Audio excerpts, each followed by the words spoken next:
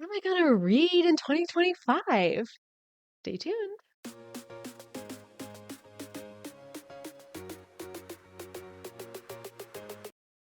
Hi, I'm MK. I'm an author and I love sharing my insights about all things books and publishing with you.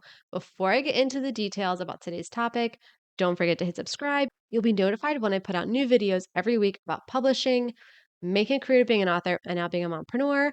And I made this video for my 2024 TBR. And I'm definitely going to be a bit more chill and realistic this year and going into 2025. I currently have 47 books on the list that I want to read.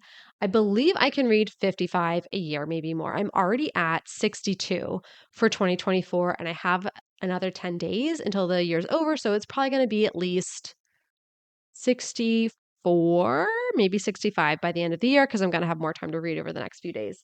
So I think I have some wiggle room to add on new books from my favorite authors or maybe some arcs that might come through. So I am really excited about that.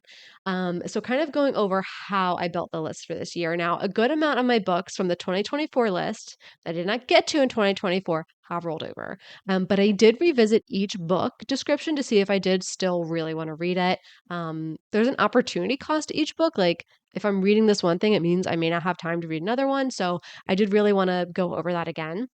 I have a new strategy for nonfiction, especially with the health and parenting books. I'm going to do those as audiobooks. I I make use of podcasts and I'm used to getting my nonfiction or like educational information that way. And I usually don't have a lot of what I would call like free ear time where I can listen. Usually my daughter's in the car with me and we're listening to music or we're chatting or singing or she wants to listen to her Tony's box. So I can't really do podcasts in the car.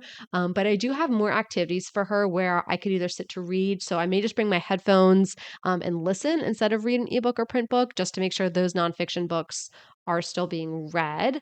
And now I'm getting back into running more. I'm getting back into walking. I am getting through kind of my backlog of podcasts I haven't been able to listen to. So that's really nice. I still have the same categories for 2025 for my reading. So it's health, career, parenting, research, as in for my next book, whether that's nonfiction research or reading other fiction books that would comp to it, and just like a fun category. Now, for the nonfiction categories of health, career, and parenting, they're much leaner this year. I got burned by some nonfiction books in 2024 that had a great title, great cover, great hook, but the content did not match the expectation. And I've always been a believer that life is too short to read a book that you aren't loving or even liking. I will DNF a book if it's not for me. There are books out there that are for me. And unless I have a favorite author or somebody telling me, like, trust me, it gets better, I'm out. I'm out. My research and fun categories are much bigger this year because again, life is too short. Reading is also fun for me as well as work, and I really want to make sure still enjoying my reading life. Okay, so here is the full list of books that I will be reading as of today. It will evolve. I know I have a bunch of ebooks that I got on Stuff Your Kindle Day that aren't on here, but I want to make a point of like reading through those as well. Um, I am really excited to read these books. Definitely have a renewed excitement, especially for ones that rolled over to get to those first, but there's some other books I really want to read. So we'll see. Are there any books on my list for 2025 that you're also going to be reading?